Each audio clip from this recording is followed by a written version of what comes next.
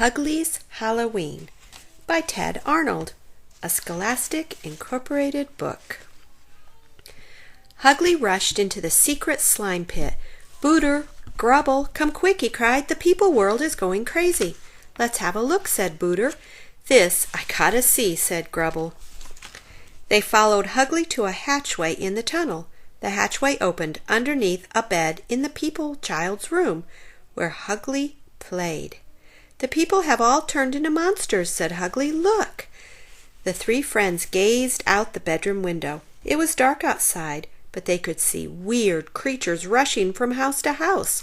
"Very strange," said Booter. They watched a group of the creatures carrying bags up to a house and knock on the door. The door opened. A people hand reached out and dropped something into each of their bags. One creature lifted something off its head. "Look," said Booter, "the creatures are just people children, and they're eating snacks," said Grubble. "The people in the houses are giving them snacks," said Huggly. "Maybe they'll give us some too." "We can't go out there," said Grubble. "The people will catch us."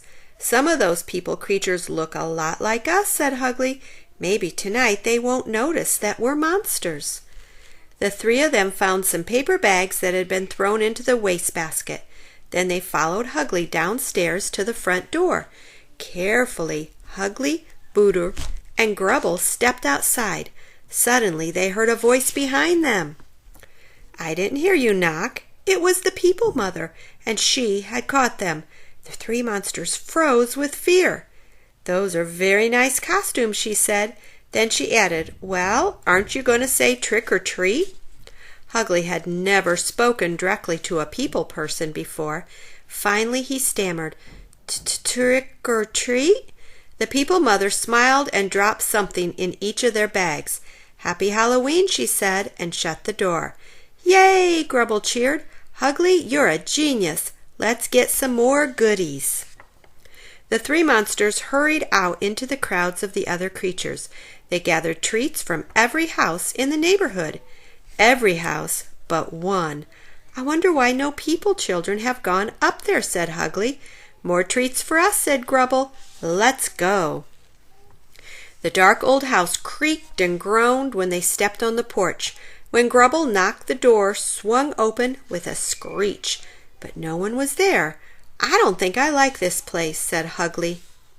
"There must be treats in here somewhere," Grubble insisted. He stepped inside. "Come on," said Booter. "There is nothing to be afraid of." She followed Grubble. Huggly didn't want to be left alone on the porch, so he scrambled inside after Booter. The door screeched and then closed. Slam! Huggly tried to open it again, but he couldn't. "Booter, Grubble, come help me," he said, tugging at the doorknob. No one answered. Booter, Grubble? They were gone. Huggly searched through the dim, dusty room. His knees began to tremble. "Booter," he whispered. "Grubble?" He stepped around a corner and faced a monster. "Yikes!" yelled Huggly, but then he realized he was seeing himself in the mirror. "Phew!" he said. "That was silly. I scared myself." He wiped cobwebs from his head and turned. "Boo!" yelled a ghost. "Eek!" Huggly cried. He spun away with it and ran smack into a wall. "Oh," the ghost laughed. Huggly looked up from the floor. "Grubble?" he asked. Grubble pulled a white cloth off his head.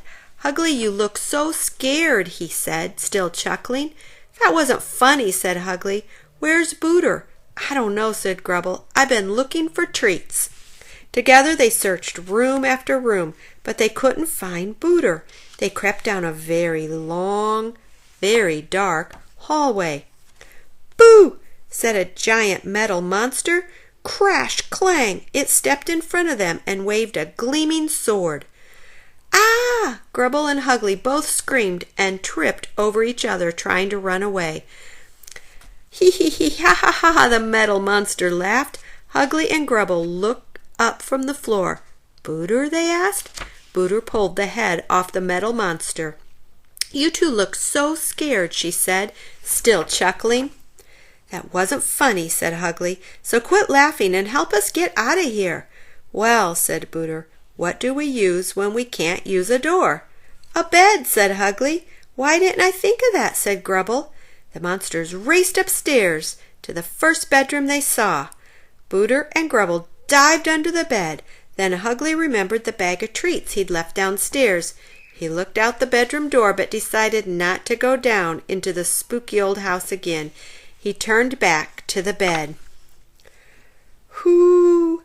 A little people skeleton started to speak. It climbed out of bed. That isn't funny, said Huggly. You can't scare me again, Booter. Or is it Grubble? Huggly lifted up the skeleton's head. It wasn't Booter or Grubble. Ah! Huggly screamed. He slammed the head back down.